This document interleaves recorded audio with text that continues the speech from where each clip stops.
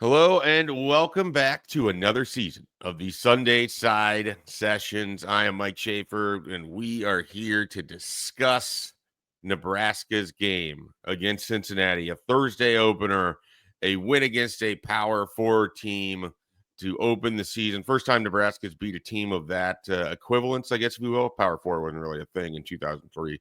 Was Oklahoma State back when I was a freshman in high school. Nebraska's subsequent attempts have included losses to, I guess, Colorado would be considered an opener. Illinois was certainly an opener. Northwestern, an opener. Minnesota, another Thursday night game, an opener. This time, Nebraska walks away with the win. Malcolm Hartzog, game-sealing interception.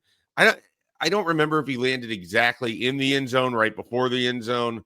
I sort of don't have a lot of great memory of the immediate aftermath of that play. Just genuine shock that somebody on Nebraska's roster made a game-sealing, game-winning play. But as you know, the Sunday Side Session isn't all just Mike Schaefer talking about what he remembers and what he saw. We welcome in a guest every week. And this week, for the first time ever on Sunday Side Sessions, which I believe is now in its third, maybe fourth year, Jack Mitchell, our friend Jack Mitchell, joins us. You might remember him, from just about any kind of controversy on Twitter, or he's got multiple radios, so you might know him from that. You might know him from the Friday Husker Tailgate Show. You might know him from the Hypecast, where we have him on for the Iowa game because he has family in Iowa, and his special hate of Iowa warms our heart in November every single year. Jack, welcome to the Sunday Side Session. How you doing? I'm glad to make my first appearance and open the season on the Side Sessions, and I'm good. I'm glad to be able to talk about this. I just got back from Kansas City on Saturday, so that would be yesterday from when we're recording this, obviously. And I haven't had a lot of time to, other than with my son, just kind of talk through things with people and be all really online about it. So it's kind of a fresh, nice way to do it. I haven't been embedded in the conversation that's been going on, so I'm ready to get into it now. Yeah, I also am excited for that because my experience on Thursday was being in a relatively new empty house where internet had just been installed earlier that day. The internet went out at 7:54 p.m. Right before the Nebraska game was about to start. I was watching the game on an iPad because that was all I had available to me. Our televisions were packed away in a moving pod that wasn't arriving, or had already arrived but wasn't going to be unloaded until the next day. And it was a strange viewing experience, but ultimately not like unenjoyable. If I had to watch a football game on an iPad again, could absolutely do it. It was fine. I want to ask you about yours, though, because you were down there. You guys were doing radio, I believe, from Kansas City, and enjoying all of that. Were you in the press box or were you in the stands for the game on Thursday? I want to say you were in the stands. I don't do the press box. I swore off the press box in about 2010. I was very excited back the first time I started working in the radio in 2006. And I think maybe 07 or 08, I actually got a press pass for the season at Memorial Stadium. And it was horrendous. I hated the experience. I need to emote auditorily. I need to yell. I am not a neutral observer. I can't feign being a neutral observer. And so it was just like water and oil. It did not work for me. What I finally found out in those 2 or 3 years that I had a press pass is that at that time, and I don't know if this is true anymore because I seriously haven't been up there since either 2010 or 2011, that there was an outdoor porch that you could go stand on back in those days, way on the side. And so I would go outside because I could yell out there. And so I didn't even sit in the nice press box area. I stood outside for most games and watched them. I think that has, I remember it existing. I don't know if it still does. And if that was part of something that got remodeled, you could go up to the 7th floor observation shooting deck if you wanted to do such a thing now, I suppose. But that's an option should you ever find your way back into Memorial Stadium. So you were in Arrowhead Stadium, which I want to just take a brief moment. You weren't having to watch this broadcast but I have lamented that part of the soul-sucking Nebraska hasn't been good in a while experience is that they are put in front of broadcast crews that are often just obnoxious, ill-informed, questionable football knowledge. Wow. And then you throw in like the production values aren't, and this is on ESPN, like a season opening Thursday, and you get, Mark Jones and Roddy Jones, and they were just couldn't believe that Nebraska had filled up Arrowhead Stadium for this neutral site game, as if they didn't bother to do just a simple search of, hey, where's Lincoln? Where's Omaha from Kansas City? What's the distance here?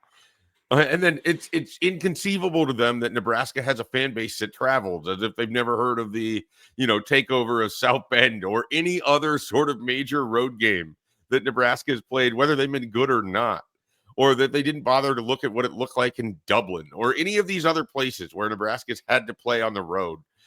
It's just incomprehensibly bad broadcast coverage is a result of incomprehensibly bad Nebraska football. So I want to get that out of the way, because as someone who used to never have to watch the broadcast because I was almost always at the games, to now I'm at the home games and maybe a select few road games, it is not a fun experience. It doesn't enhance the enjoyment of things.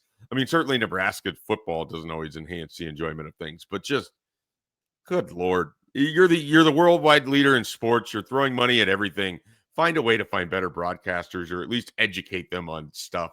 So then, they don't have their just talking points that they're trying to shoehorn into a game that doesn't fit what they're talking about. That they're not just calling for Cincinnati to outright throw to one specific wide receiver because they've clearly done a lot of research on this wide receiver and they want to discuss him. But then he's shut down by Andrew Marshall for most of the game, so they don't have the opportunity to. So after every pass that's incomplete, they're like, oh, I wonder why they didn't go to this guy. I wonder why they're not going to that guy. They don't show us a replay as to how he's being covered or what it looks like in the play, but just a lot of that. So I wanted to get that off my chest because it's been boiling for roughly a few days now. But again, if Nebraska football finds success again, part of the byproduct of that will be not having to watch the F-list broadcast team that shouldn't ever leave ESPN News, let alone be on ESPN's full Thursday coverage. Wow. So, yeah. Wow. That's okay. That's everything I got on. I don't know if I have any takes. You weren't I feel like weren't watching it. Jeez. Wait. I do have one before. Okay, let me get on the bandwagon before. Not I know your show, but hey, among the things at Arrowhead, the atmosphere was great, the fans were great, everything. The experience of trying to get game information from scoreboards on Arrowhead or in Arrowhead was shockingly difficult.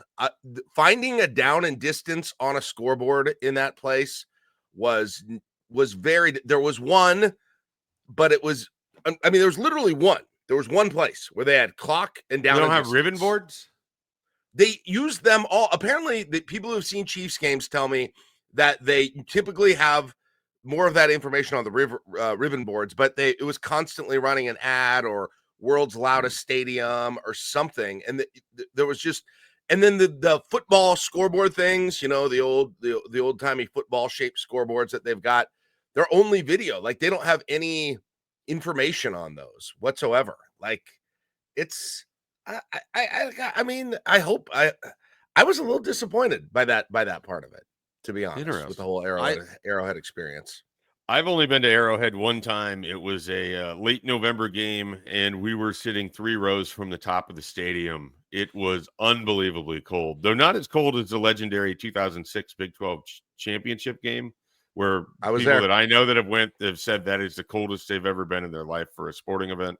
I don't know if you can relate to that, but yeah, I wanted to talk about the in-game experience as a Nebraska fan there. I mean, it seemed or sounded very loud, and maybe it's just the crowd mics were really hot, but I mean, it just, sometimes the announcers talk about players being affected by noise and you can't really pick it up from what the stadium sounds like on the broadcast. You could tell, so I'll give ESPN credit for that. You could tell Nebraska fans were really loud, when they needed to be loud. You could see Cincinnati's players struggling to communicate on the field. And that was pretty cool to see, even though, like I said, I mean, it's close and Nebraska was going to fill it up, but Nebraska fans came to be a part of that whole experience, and they really were. It was loud. It was very loud. It was not an illusion that the stadium mics picked up. I was really impressed with how much the crowd inserted themselves. And, it's not given the obvious proportion of Nebraska fans compared to opposing fans who were there. I mean, it was a home game. It was basically the same proportions, I think, as a home game or very close to it.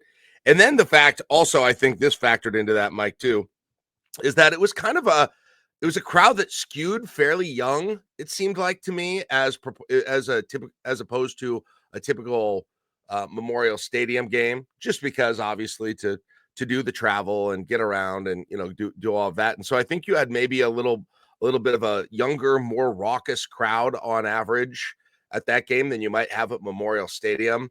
And you had a great tailgate scene right outside of there.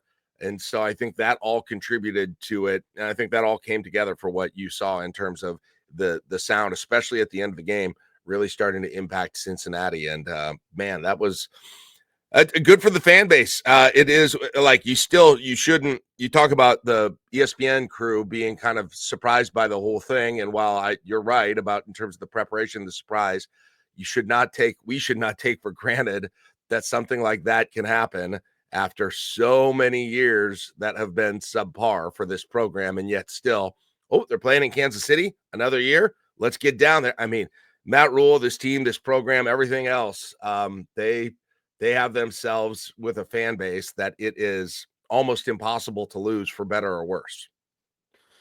Yeah, I wish I remembered who said this. It was earlier in the day on Thursday, and it was just sort of a tweet that appeared on my timeline from someone who's basically like, there's going to be a weird mixture of the fans who always travel, the young fans who want to travel, and then the fact that it's relatively close, and the old fans who are going to be surprised by what road Husker fans act and sound like. And so I thought that was kind of an interesting diagnosis, even well before the game. And I've heard that from several of the people that were down there, that it was just kind of a very different environment than what you're going to find at Memorial Stadium. Maybe it's the long tailgating. Maybe it's just the sort of season opener. Maybe it's just getting on the road, that sort of thing. But certainly stood out. All right, let's dive into the actual game, because we're 12 minutes in, and I wasted 4 minutes on a screed about the broadcast. So let's get into this. We're going to go to the end of the game. We're going to go to the end of the game because this is, I think, one of the things that is fascinating about Nebraska football is that every narrative that emerges has to be on full display in just like every seemingly big moment. You've got Nebraska football with the opportunity up by 2 scores to get out of the situation defensively and just end the game right there and let fans, really kind of feel the joy of a nice start to the season. And Cincinnati rips off the drive, goes down, scores, and then it becomes, okay, well, is Nebraska's offense going to do something here? And then they don't. And then the defense is able to get a stop. They get the ball back. The offense gets their opportunity again. They're driving a little bit, but I don't know what your confidence level was on their last actual drive of the game offensively, but it just felt like they were barely doing enough to retain possession of it. And it just didn't seem like that was going to last. And ultimately, the sack basically took them out of it on second down, and they had a 3rd and long that threw for 6 yards. And that was that. How are you feeling when Archie Wilson, freshman from Australia, trots onto the field for this punt, knowing that Nebraska's defense, which just 2 possessions earlier had given up like 85 yards in seemingly 37 seconds without almost any of it going through the air, was coming onto the field with 2 minutes and change to finish this game out? Anyone who says that they were comfortable, who is a fan, is being disingenuous at that moment. There is literally no way that you can have lived through the last decade at least and seen these games that sort of went to a script. And as you pointed out, all of these sort of little storylines or little moments that happened in the game, you've seen other times. And you've seen how they've ended in a missed opportunity at the end to make a stop, or a missed opportunity at the end to score. And so, no, when he came out and punted, it had felt like, it's exactly what you said. It felt like the momentum had shifted. It felt like Cincinnati had figured something out about Nebraska's defense at that point. And it was just really, there was definitely concern at that point. But in the end, credit where credit is due here. As many times as I've talked about Nebraska getting the proverbial groin kick and not having the same thing happen over and over again in the same ways, but the most painful possible ways, to their credit, they flipped the script. They completely flipped the script this time, and they were the ones that delivered the kick at the end. And if you think about it, Cincinnati kind of took Nebraska's role that they've had in so many of these games. By the end, they had the chance with time on the clock to get down the field and get the tie or the win, and they were the one who had costly penalties. They were the ones who threw the interception at the end. They were the one who maybe had a little bit of questionable time management, and Nebraska got it. The two plays that I think were so, that felt like they flipped the script on the head, Mike, was the 4th down conversion for the touchdown to Dane Key, the play action pass, and then of course the Hartzog interception. Right? Those were conversions in situations that there had not been conversions in so many opportunities before. Now, granted, you're right, the offense had another shot there at the end and they didn't convert, but that 4th down one felt like virtually kind of the last drive. And if they don't get that one, oh my goodness. And so those two plays I thought were huge. And I mean, I'll go as far as saying, Mike, that this game ending like it did, being close, I think is going to go further for this team, significantly further for this team than if they won that game, 38-10 or something like that. I think it's that important to get a win in the way that they did. And now that's, it's kind of like 2 in a row too. And you might have put an asterisk by the bowl game, but that's what they did there too. They had a chance to have the offense run out the clock in that last game. And they did it, and they held on in that one, and that makes it 2 in a row. And don't get me, I mean, it is so significant to do that. And they may downplay it. They may downplay the importance of 1-score games. I cannot imagine that isn't so deeply embedded in the psyche. Think of how you watch it as a fan or as a media member. When you're watching this game, all you're saying is, here we go again. This looks like the same thing we've seen before.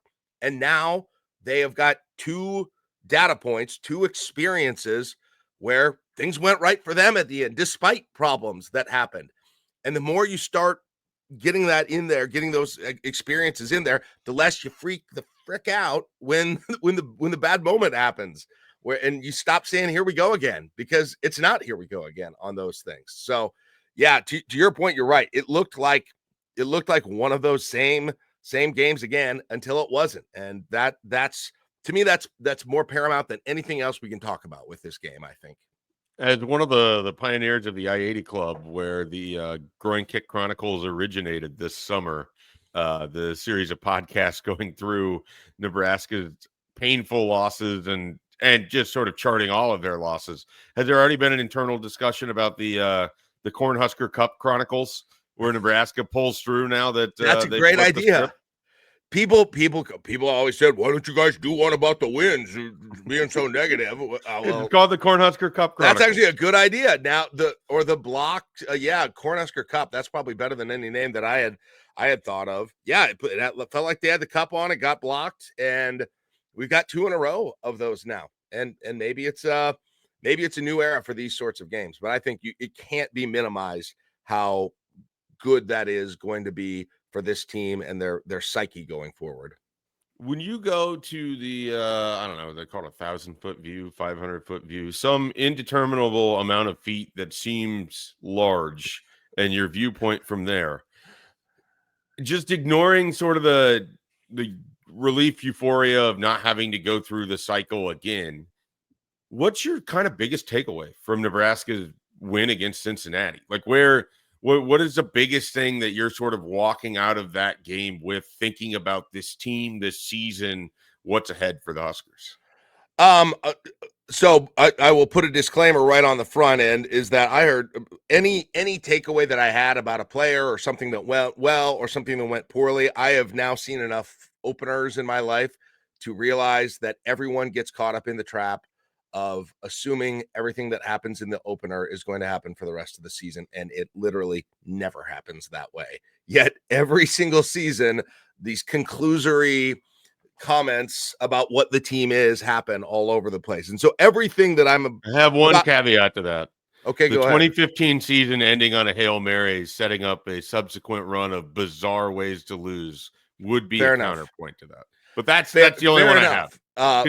Continue forward. Well, and that kind of maybe goes to the bigger point that I had about the way that the mental situation that they got themselves into. That's a good thing, by the way that it ended here on Saturday or on Thursday. But I don't know, Mike. I've got good things and I've got bad things. I think the frustrating thing for me was it felt like Nebraska's offense could have been more aggressive the entire game, and I don't just mean in play calling, but I mean in some of the decisions that Dylan Raiola made within plays. And I honestly don't know how much of that was by design and wasn't, but Dylan seemed like he was playing like he was very risk averse sometimes in that game. And maybe the offense as a whole was playing that way to some degree as well. And it struck me that because you went away from that game, I went away from the game saying, wow, I think these wide receivers might be better than I thought they were. Isaiah Hunter in particular. And you've got Dylan Raiola, obviously, who's got all of the talent in the world. And I went away from that game feeling like I feel like you didn't utilize the talent that you had. That offense, you've got pieces that could be very, very, very good. And it seems like you're not getting it out of them because of the risk aversion that you seem to be playing with. Maybe a little in play calling, maybe a little in the way that Dylan is making choices. Now it won the game, to be honest. And to some degree, it almost reminded me of the way Iowa wins games sometimes, which is the whole, hey, let's play incredibly conservative. Let's wait for the other team to make the mistake. And that's kind of what happened in this game. Uh, even at the end of the first half, right? When Nebraska doesn't get the touchdown and you wait for Cincinnati for some reason to try and go all the way down the field in 50 seconds and they force it and Vincent Shavers makes a play and there's a fumble and it sets Nebraska up. It's in some ways reminiscent of Nebraska fumbling the punt against Iowa, right? You waited till they made the mistake with the whole thing. But it did frustrate me though, because it did feel like there was more out there. The offense was solid. They were, efficient getting yards.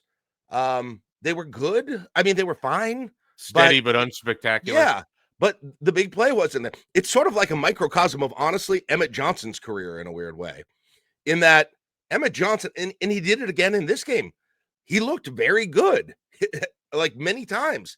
Where He you're waiting wasn't for going like down on that first. 45-yard run. But it's just like, when is it going to pay off with a huge game-changing play instead of several very good 8 to 12-yard runs during drives? And so I think that was a tough thing. And I don't know, Mike, I'm curious what you think, if that was how much of that was really by design. How much of that is, I'm sure it will change. It'll look different during the course of the season. But do you understand kind of what I was Yeah, I feeling during absolutely. that? I think that's a big part of the discussion that's followed in this game. And it's tough for me as someone who wasn't there, because you're only watching the broadcast and you're not getting like a big aerial view of stuff. And one of the things that I like about being in the press box is you get a better chance of seeing how teams are defending and coverage and everything. And I know from talking to Brunson, BC, Cincinnati's safeties were staying up most of the game. And what I mean by that is they weren't coming down in the box. They did one time. I think it was an audible or a quick look from Raiola to Hunter that they knew that they had that go route, and he threw it. And if he throws it better, that's a touchdown. It still nonetheless was a single 20-yard play in the game.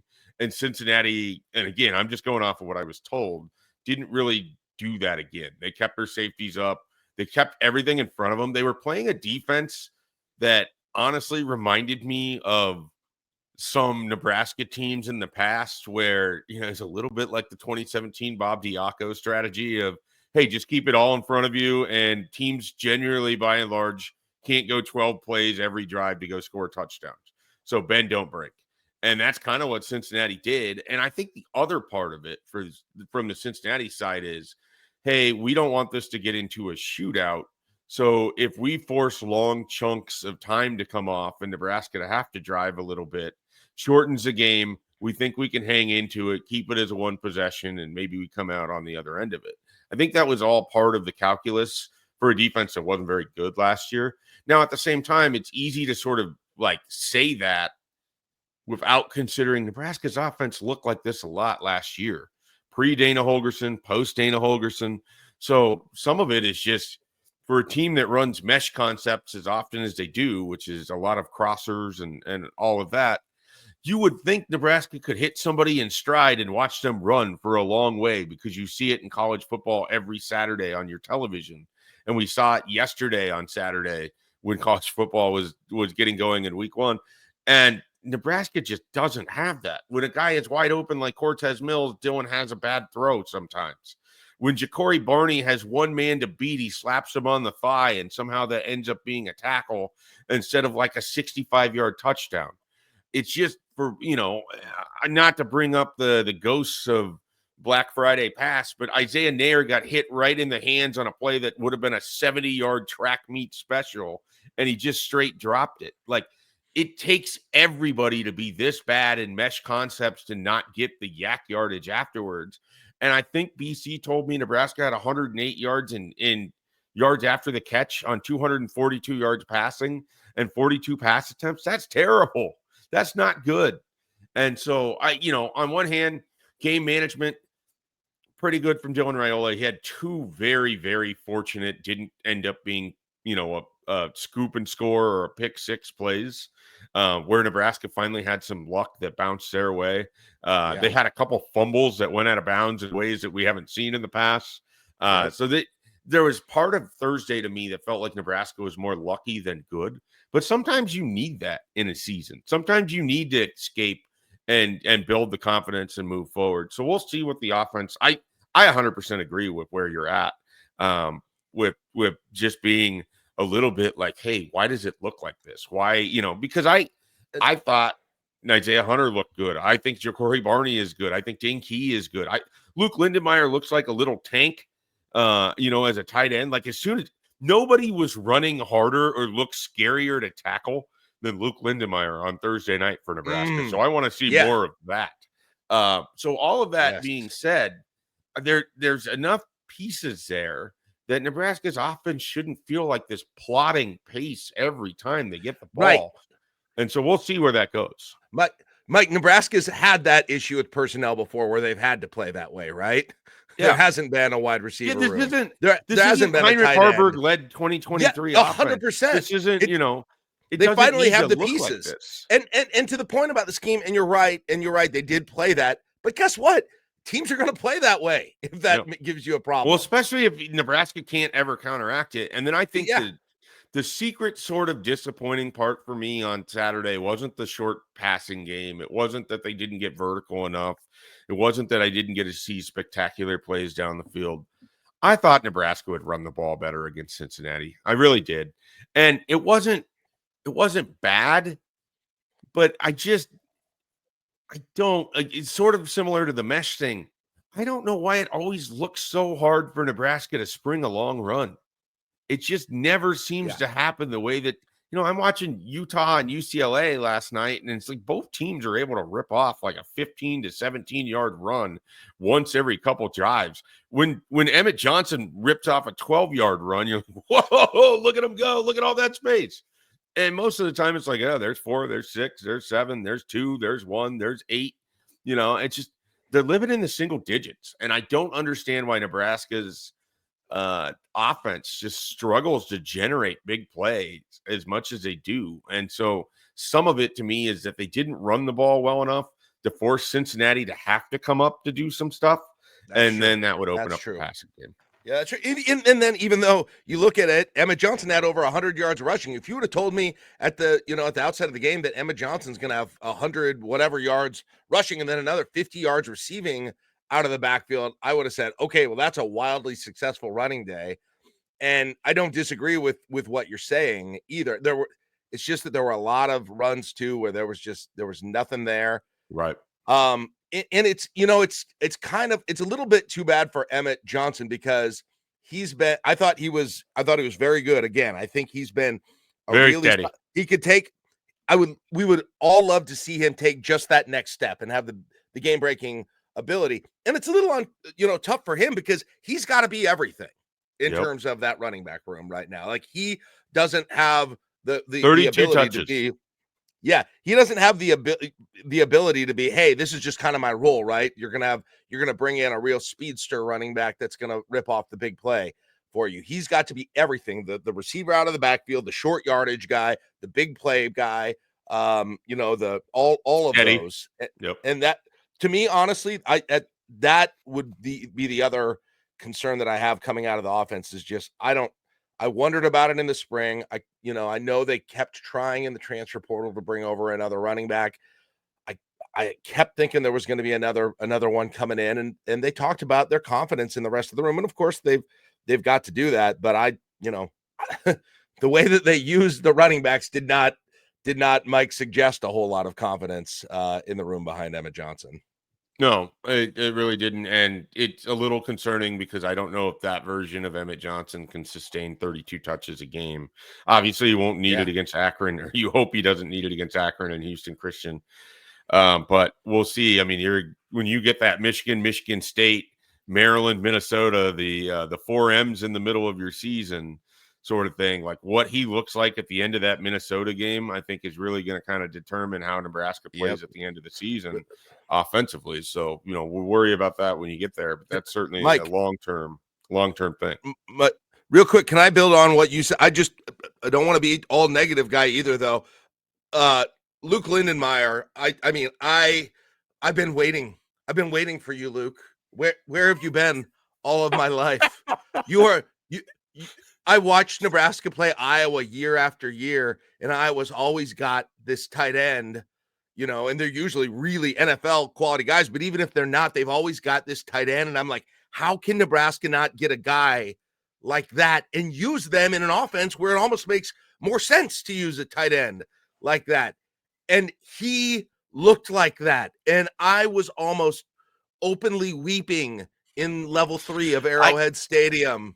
I can't imagine what your reaction was to the RPO where it looks like Dylan was going to take off running and then threw like a Farvian level bullet. Oh, it sort of looked like he got stuck in Luke Lindenmeyer's pads more than he caught it. And then he's all in stride. He's running, and it seemed like it was somehow divine intervention that he didn't score. Like I swear idea he did. How he didn't. Did they review that? He did. No, and then the next play was the false start, wasn't it? And then they went back. It was. I wanted to build to that false start like that.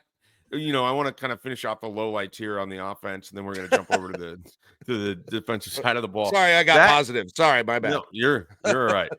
Anytime you want to talk tight end play, me or Michael Brunts, he's a big fan. I would love to talk about it with Brunts. That was delicious. He needs to just start a podcast about tight ends. He needs an outlet for it. That'd be huge. So I'll buy it. Well, I'll send him your way after this one. All right. So that false start from Elijah Pritchett was also one of those like dredging up the skeletons and the bad memories of Nebraska football, where it's just like you have this play that they run and it's like, whoa, that was something. You're down at the 1. You have a chance to really kind of wrestle full control of things here. And it's a false start. And then the 3 plays that follow felt sort of if Dylan Raiola makes a better pass, that's a touchdown to Dinky. He beat his man. He beat his man on the fade, and it wasn't a good enough pass. The rest of it was whatever it was. And Pritchett misses on a block, and Emmett Johnson's kind of stuffed there on first down, and it just didn't go well. That sort of sequence is the thing that you'd like to see by November. That's just not happening for Nebraska football. Like they just can't afford to give away 4 points like that. and have success from it. So it's great that Kyle Kinnanen came in, kicked the field goal, no problem there. But you just don't want to see Nebraska give that away. And they played an otherwise pretty clean game offensively. I mean, we talked about the fumbles getting out of bounds. There was a really stupid call on Henry Lutovsky that was pretty bad in terms of calling it a 15-yard penalty. Of course. Other than that, I can't think of a lot of penalties Nebraska's offense would have picked up in that game. There's just the false start from Pritchett. So if they can kind of eliminate that, and we'll find out what Elijah Pritchett is. And I don't love Nebraska's rotation of tackles right now. I'd much rather they just pick their 5 and they stick with their offensive linemen. And we don't do this thing where they think they can sort of figure it out as the year goes. If you got to move a guy, put a guy in. The rotation of it, I just don't think it is going to go well for him. But I wanted to at least touch on that. You said something a while ago that I want to get back to here with Nebraska's defense, mostly because I don't know what it looked like in the stadium. And we just talked about the weak call on Henry Lutovsky. And I know as much as you love talking tight ends, you like talking officiating even more. Before Nebraska recovered that fumble, when you were in the stadium, did you realize that they had gotten a stop on 3rd down and Cincinnati was just awarded a 1st down for some reason? No one reviewed the spot. The ball was just set and they moved the chains, and it was on the broadcast on television. It was just absolutely bonkers that they just gave Brendan Sorsby a 1st down when his helmet, not even the ball, was short of the 1st down in the way that he was tackled by Winery there. Did you know that in the moment, right before the fumble? No, we thought it was a bad spot. I remember thinking it was a bad spot, and then I think I kind of forgot about it. I actually hadn't thought about that till you mentioned it right now. I thought maybe there would be a review on the spot, but they were obviously moving fairly quickly at that point. So now that you mention it, I do remember it, but I had forgotten about it because, of course, the fumble came and sort of wiped my memory of that moment, or took over my memory of that moment.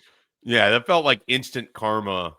Where you just get absolute. Nebraska gets a stop. They should be getting the ball at about midfield with a minute something to go, and an opportunity to go down and try to get another field goal, or if they can get the touchdown in. And instead, Cincinnati's awarded the 1st down. But the very next play, a crosser over the middle, Vincent Shaver's perfect hit causes a fumble. That was a fumble in real time. The broadcast struggled very much with both the reviews. They got both of them wrong. And we're very confident in getting them, that they were correct. They brought in their rules expert who basically explained exactly why it was going to be a fumble. They still just sort of ended on the wrong side of that one. Williams Winery lands on the ball. Nebraska gets it. That sequence was a huge, huge part of the game, followed by the touchdown with Isaiah Hunter that we haven't even talked about. The juggling ball into the corner. Great pass to put it where he did, kind of a back shoulder fade. Great hands from Hunter to secure that, and a nice touchdown there. But I do want to get to the defense, and I just kind of want your thoughts on at what point you maybe looked up and realized that, like, and maybe this is part of the fan experience at Arrowhead where you don't really know what the stats are going into the game. Do you know Brendan Sorsby had like 33 yards passing deep into the 3rd quarter? I didn't until I didn't know how, but I had a sense that it wasn't going well. I did not realize how poorly it was going for him passing in the moment until I went back and looked at the stats after the fact. I did not realize that he was basically unable to get the ball to any of his wide receivers outside of Cyrus, the transfer Allen from Louisiana Tech via Texas A&M, Cyrus Allen, the tight end that was fairly ballyhooed coming into this game. Like, he got a couple at the end of the game. They couldn't get him the ball. I've got my things that I have my issues with the defense, but I will tell you what, I don't think I've even still heard enough credit for the way that defensive backfield played. And there was one time I turned to my son, Mike, and I was like, is Sierra Wright even playing? I don't see him. Yeah, Jack, he's playing. And you know why? Because they won't throw the ball anywhere close to him, because his guy is never open. Never, ever. My favorite subplot of the game is that nobody talks about Sierra Wright because he wasn't visible on your television, because they didn't throw his way at any point in the game. Do not let your kids be a quarterback, because if they do a good job, people don't even know if they're playing the game at that point. And dorks like me are in the studio. Did he get injured? Or I don't remember seeing him out there a whole lot. Yeah, he's been out there every play, dummy. He's just shutting him down, and he wasn't the only one as well. You mentioned Marshall once as well. Yep. He had a great game. I thought, Mike, let me say one thing about this defensive backfield, because I think I came into the season with this sort of attitude about the whole group, the veterans at least, on the defensive backfield. I remember saying on my podcast, I was like, look, you've got Buford, you've got Singleton, you've got Hartzog. You know who these guys are. They're not first team all Big Ten players. They're solid. They're veterans, right? You're going to have to get the high ceiling from other players on this defense. Well, guess what?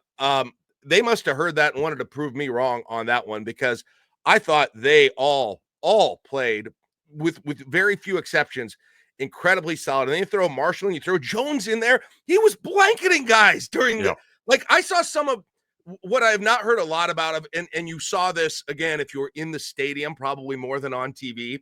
But like, you could have made a highlight reel of dudes frustrated that they couldn't get open separation. I saw Jones just, I don't know what wide receiver it was from Cincinnati, just tormenting him. He was like, you could see the frustration on his face trying to run, and Jones was step for step in front of him the entire way. I could not have been a whole lot more happy with the way that secondary play, and I think that bodes well. And you saw, I mean, I think you saw a little bit of the value of some real experience in that defensive backfield, and then some of the newer talent getting in. That Marshall's got a lot of experience too. He's just a transfer, but Jones especially is kind of the new cog, and they all worked really well together. And I think that bodes pretty well for Nebraska, because coming into that game, Mike, we all said, well, these receivers, this could be a pretty good wide receiver core. They're all transfers, right? They've come from other places, but if there's one position where you can do really well from like a FCS to an FBS transfer, it's wide receiver usually. And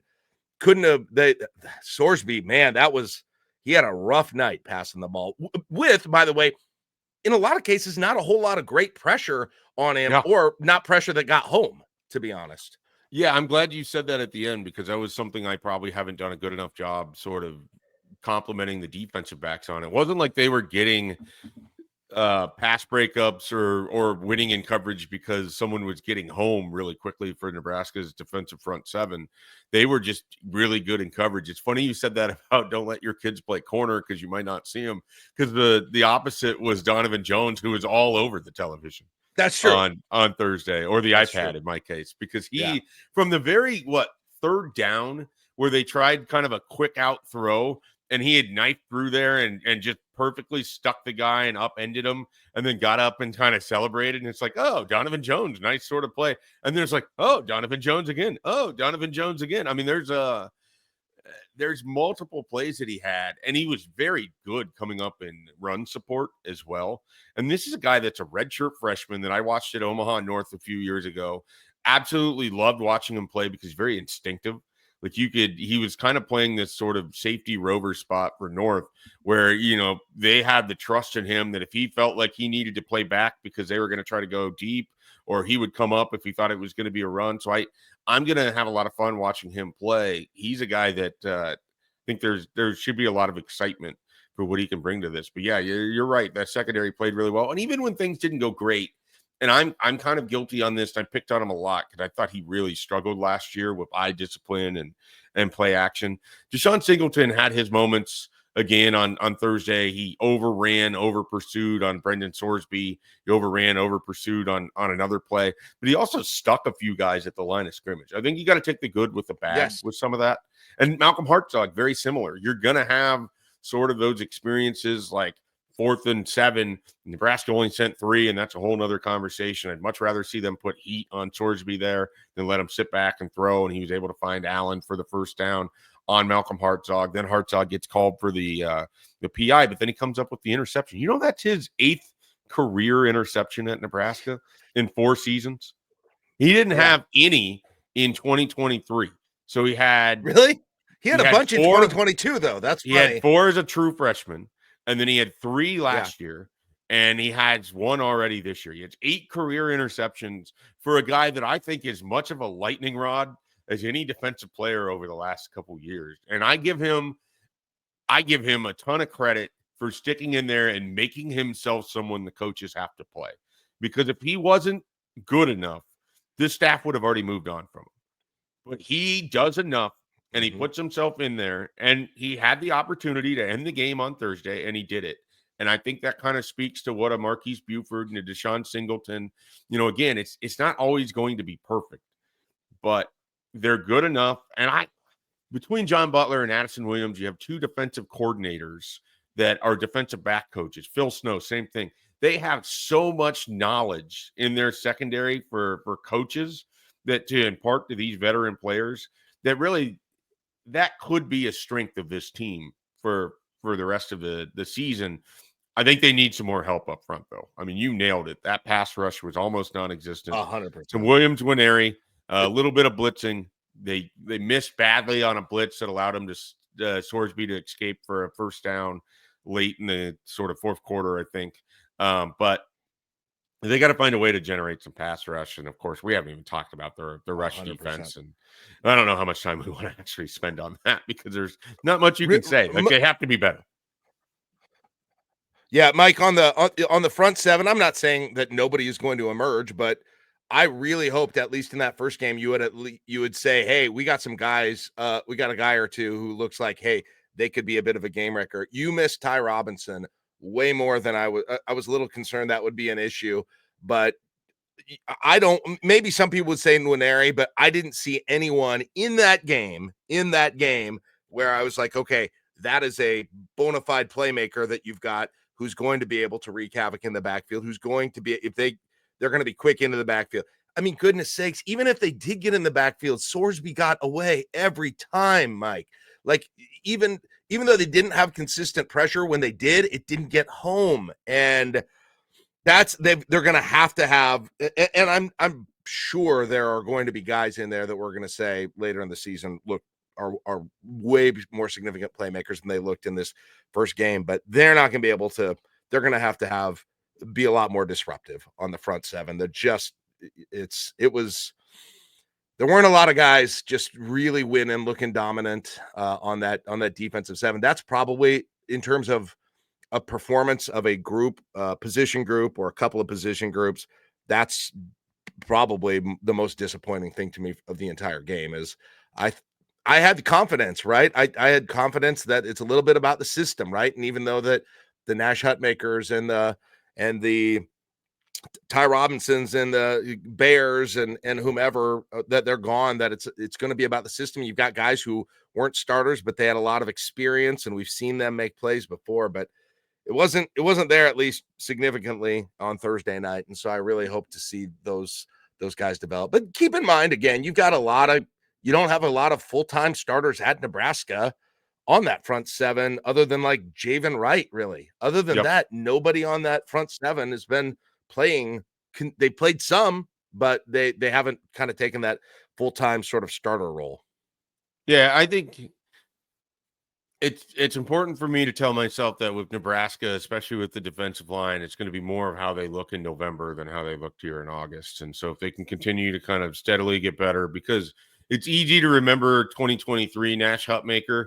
We don't remember 2022 Nash Hutmaker. You don't remember 2022 Ty Robinson as much. And those guys had to build to the point in their career where they were the versions of themselves where we're talking about big-ass Ty Robinson and the polar bear and all of this. And then I actually think the sneaky part of what Nebraska lost up front defensively were some of the guys like Jamari Butler and MJ Sherman who weren't as notable.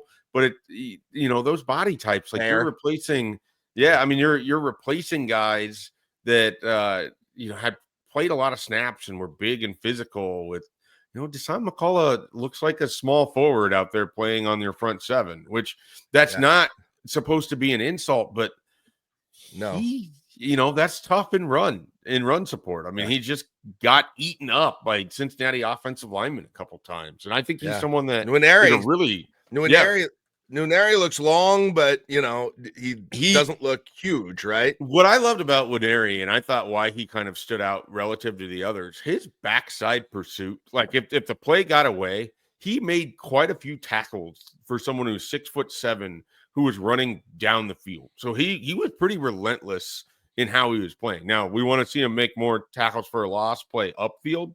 But you love to see that kind of effort from him in that game. And, of course, he had the fumble recovery, and I thought that was a nice start. I mean, Keona Davis had a great stick on one of Cincinnati's ball carriers. Yeah. Riley Van Poppel played well in spurts when he was in. I think we're going to see him more going forward. A little bit curious a bit with kind of how things looked this game on the defensive line. I don't know if that's what it's going to look like all season, but that's a group that's going to have to improve. I think these next couple of weeks he can build a little bit of confidence with Akron, with Houston Christian, but Nebraska, that front seven has to be better when Michigan comes to town, when you're going to face Michigan State, or I guess you got Michigan State coming to Lincoln, when you're going to face Minnesota, you've got to be able to stop the run in the Big Ten, or at least keep teams honest if they don't just load it up and go right at you.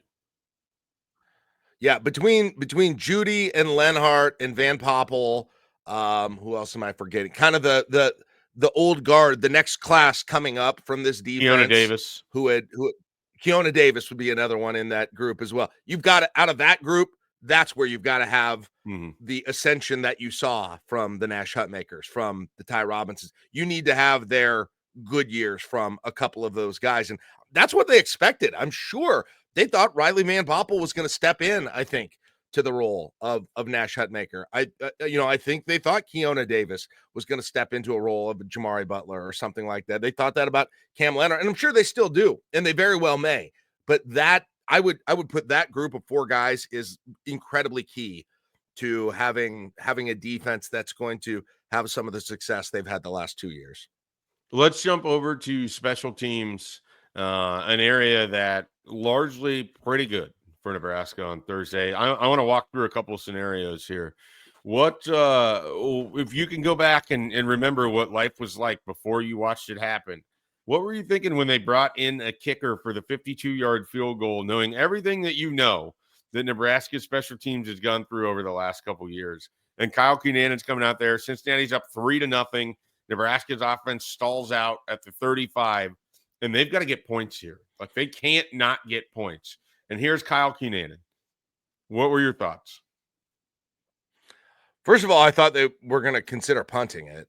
My son and I were debating. I was like, they might punt this here and try and pin them. And he was like, what? No, they're in field goal range. And I was like, barely. I mean, I don't even know if they're in field goal range. This hasn't been field goal range that long before. He'd never made a field goal that long before. Yeah. I didn't even know that. And then he gets up there and I'm in the side of the stadium that he made it up to. I'm up in the corner and I see that, and I miscalculated. I thought it was I thought it was like 48. It was, what did it end up being? 52. 52. I didn't even, if I had realized that, I would have been even more shocked that they were kicking it. And that thing was a bullet. That had Mike, from my angle, I think that was good from 57. So someone said on Twitter that I trust with these things, probably good from like 56. So you're right in that range. So what struck me about that kick, Jack, that ball never moved. That was a straight line. Like, he kicked it, and it's like pretty. There was no like end over end action to it, or I don't know how you describe kicking it. I'm not even going to try. But it was just a straight line. No. Like, it never moved off its spot, and you knew he drilled that with extreme confidence to get that level of kick. And if you're going to get that from your kicker, good Lord, what a weapon that might be for a Nebraska offense that loves to get inside the 40, but doesn't always love to get inside the 20. And so if you can make sure you're getting points on those drives, at the very least, you're getting something. You cannot minimize how important that is. I remember against Ohio State when John Hole lined up and right before halftime and made that long field goal. And I could not believe he made that, but that gave Nebraska a chance to win that game. A lot of life after that kick. And it gave Nebraska a chance. And listen, you have typical, over the last 10 years, Nebraska's difficulty kicking field goals. You make 1 or 0 out of those 2, Nebraska loses that game, most likely, right? It is that important. And my review on the special teams for this game was, while I think what we made a big deal about, probably rightfully so, is about Mike Eckler kind of making sort of the schematic, the motivational changes that are needed for this special teams, and the hope is he will, right? Great, better decisions on returns, better blocking schemes, all of those things. But the thing that paid off today, or excuse me, on Thursday, was having the right guy at kicker and the right guy at punter. Okay. And Eckler getting the guys in there, getting the right guys in there at those specialist position is half the battle with special teams. And they did that. And he had both of those guys, and they delivered every single time that they were out there. And that was a huge part in winning the game. There's still a ways to go, I think, in some of the return decisions. You got to figure out a way to get Ja'Cory Barney loose on punt returns. The kick coverage still kind of looked like it had for a while. And I'm not saying that, I'm not declaring Mike Eckler a failure by any means, but I think what we didn't realize is just how important it is to get all special teams have sucked, blah, blah, blah, blah. Well, you got to have a good guy at kicker and a good guy at punter. Like that's half the battle. That's literally half the battle. Well, and the one you didn't even mention. And it made a huge difference. Because his name will never come up again. Kevin Gallick. Yes. Just a perfect day and for snapper. him. So they have Nebraska's special teams operation replaced all four of the specialists, as we would call them, in terms of the long snapper, the punter, the kicker, and the holder. They were all new for Nebraska in 2025. Jalen Gramstad's now the holder for the Huskers. But yeah, there's your Jack. Where did you go to college? Northwestern College. Shout out Red Raiders. Shout out me and Jalen. Yep. Let's go. So the most famous alums now from that school are Jalen Gramstad, who I don't know if he's an alum or not. Most famous people to attend it: Jalen Gramstad, Jack Mitchell, and Jordan Spieth's caddy. Is that right? Basically, the three of you. That's three of the four on the Mount Rushmore. I think their football team had a tweet last night. It was like, we invited some legends back for the game Saturday night. And I was like, Jalen and I actually replied this. I was like, Jalen and I couldn't make it, but I hope you guys had a great time. I can't believe I did that. What a dummy. The special teams just look good for the Huskers in terms of the specialists and what they're able to do. There's certain things that John Hull's kick that went out of bounds. I still just wish they would just take the fair catch. I don't care about we want to be aggressive. We want to make them make a tackle. Guess what? They've been making the tackle. You've been losing that battle. At some point, take your medicine, take the 25-yard line, and just go forward. And then I get, like, people were pointing this out. Like, I get you're going for a punt block. If you're going to go for a punt block, tell Ja'Cory Barney to just fair catch it. Like, you don't need to see one of your more effective weapons taking shot after shot on punt returns because nobody's there to block for him. 100%. And by the way, and fine, go for some blocks sometimes. I don't know how good of a shot they had. They actually got a pretty decent rush and still didn't get to it. But at some time, we got to let Ja'Cory set that man up to take a punt back. And by the way, just to go back to the offense real quick, you got to figure out better ways to get him in the right space for him with the ball. He is another, it feels like he's an underutilized weapon. I went away after Thursday. They got him. And like you said, he almost took that one and kind of got tripped up, and he did get catch.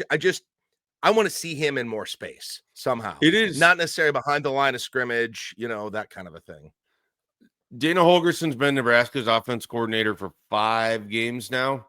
Nebraska's best statistical output came in a game in which Ja'Cory Barney had 9 catches for 87 yards. That shouldn't be lost on things. It creates so much difference for that offense and opened up everything else against Wisconsin when Ja'Cory Barney got going. You can go look at USC, Boston College, Iowa, and Cincinnati, and Nebraska hung out in the same sort of point territory, same kind of struggle offensively.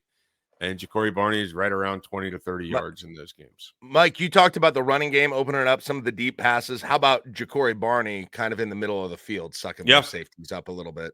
Or even just, like you put him in the backfield, you put him in motion, you throw him a swing pass, and you let him just kind of try to go to work a little bit. I think, and it's not that I'm over here. It's not like I'm going to teach Dana Holgerson anything he doesn't already know, but it just is noticeable to me when you look at the one outlier of these 5 Holgerson games so far. Ja'Cory Barney had his best game. Nebraska had their best game offensively. I think there's something to that. So to the point that you were making there. Just real quick, Mike. I think I'm not saying he's winning the Heisman or he's Travis Hunter, but you've got to figure he's one of those guys that you've got to treat. You've got to say, okay, this is the best weapon that we've got on the team. You are being delinquent if you're not getting him, making sure he gets the ball. I think you've got to. I hope they think about it that way with him because My I takeaway think from he's this got that is potential. you think that John Butler and Addison Williams need to give Ja'Cory Barney a shot to play defensive back. That's my takeaway from what you were saying there. Ooh, Which he did in that'd be an high school. interesting package. Let's I think see he's a it. little Let's see it. small. He's a Pull little a small. Tyrone Hughes in the 91 Orange Bowl. Okay, look at that poll. Look at that. The longtime listeners excited to hear about Tyrone Hughes here. All right, let's finish this thing out. Nebraska, Akron, Houston Christian. There's not a lot that we're going to learn. Give me one thing you're hoping to see on Saturday as Nebraska takes on Akron that maybe didn't appear as much Thursday against Cincinnati. I want to Just see. one. I want I want these running backs behind Emmett Johnson to get an extensive shot, get an extensive look, see what they can do. Let them get a little bit in a rhythm and rest. I'd like to see less than 5 carries for Emmett Johnson in these games each, if possible. All right. Also, we're going to try to get this out before Nebraska volleyball's big matchup on Sunday in Nashville against Kentucky. Do you have any early thoughts on Nebraska volleyball, Danny Busboom Kelly, and what looks like, maybe the most talented team Nebraska's had, which is incredible given what the last couple years have looked like? And I know they didn't win the national title, but what a ridiculous program that Nebraska volleyball is. And I don't think we appreciate it enough in some ways. I agree. I was watching those games in the AVCA when against Stanford, when you've got an all-time program like Stanford coming in and just, for stretches looking like a high school program against Nebraska. And then just, Mike, waves of good players coming in as you've got 3 players. You've got 3 players on that team who are basically on the watch list or whatever for the equivalent of the Heisman, okay, for college volleyball. 3 players on the team. And then against Stanford, you had 4 players behind them who looked dominant, and you almost forgot about the 3 Heisman candidates on there. You got a transfer from Baylor who comes in and everyone's like, oh yeah, she's awesome. I kind of didn't remember she was on the team. She's absolutely dominating Stanford. You're right. It's fun. And I really enjoy it too, because my wife and daughter and mom are all there in Nashville watching the games. They are really, man, I look at my daughter with this volleyball team, and it really reminds me of the way that I was, into football at her age, because I got to experience that with football, a team that looked like the best ever and that really didn't ever lose. And she's cocky like I was then.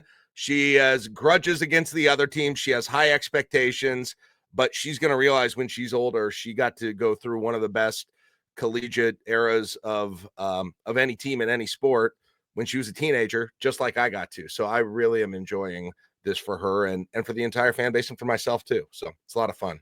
Were you, so I don't know if you saw on Friday, so they play Lipscomb.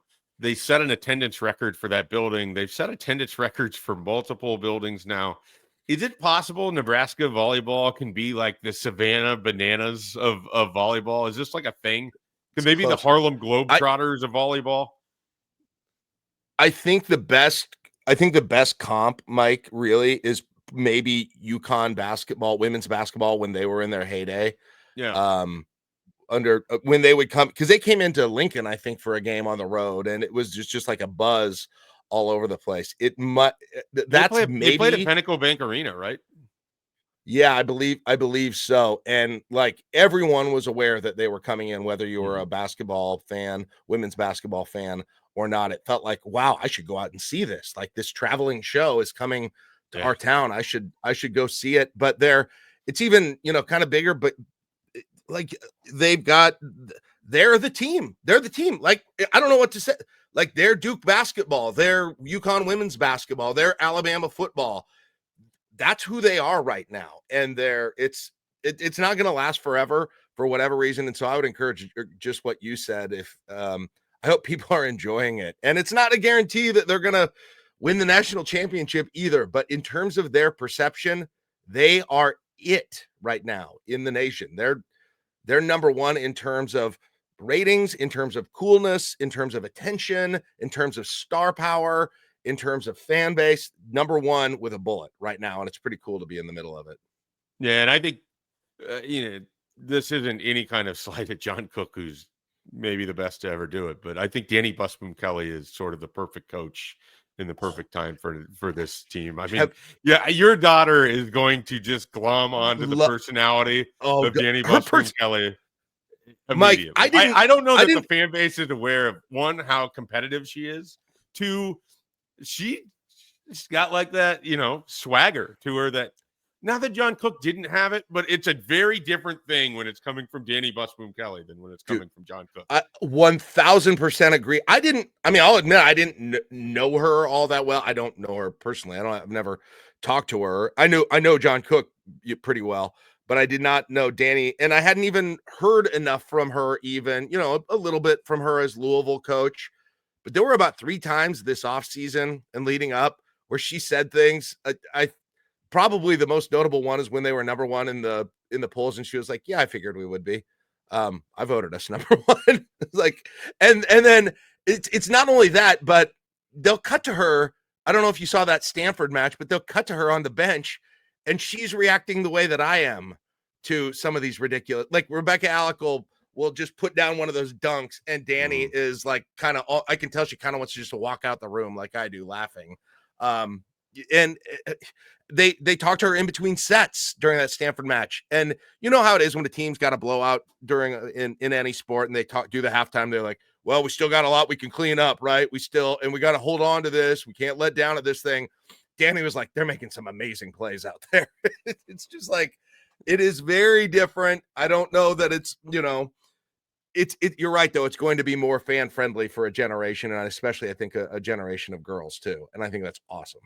Yeah, it's going to be a lot of fun to follow. Again, hoping to have this up. But if you didn't know, Nebraska will be playing on ABC a nationally broadcasted volleyball match against Kentucky Sunday morning, 11 a.m. So you're going to want to check that out. Their third top 10 matchup in their first 4 games. One of the great things about volleyball is wild. They schedule and they want to play the best teams early in the season. This isn't the SEC running scared in football, which, by the way, not a banner day for SEC football on Saturday. But that's really tough to see. Nebraska volleyball, we love to see it. So, Jack, I want to give you the opportunity. Let the listeners know where they can catch some of your work. You are all over the place, and I want people to be able to get the full Jack Mitchell experience when they can. Yeah, for Husker fans, there's a lot of places, probably too many places that you can find me. I do LNK Today with Jack and Friends, which is the morning show on KLIN. I have to also do the afternoon show. During the football season, the morning show, while it is news, and it's very local centric in terms of news and practical things, whether you're in Nebraska or whether you're in Lincoln or the surrounding area.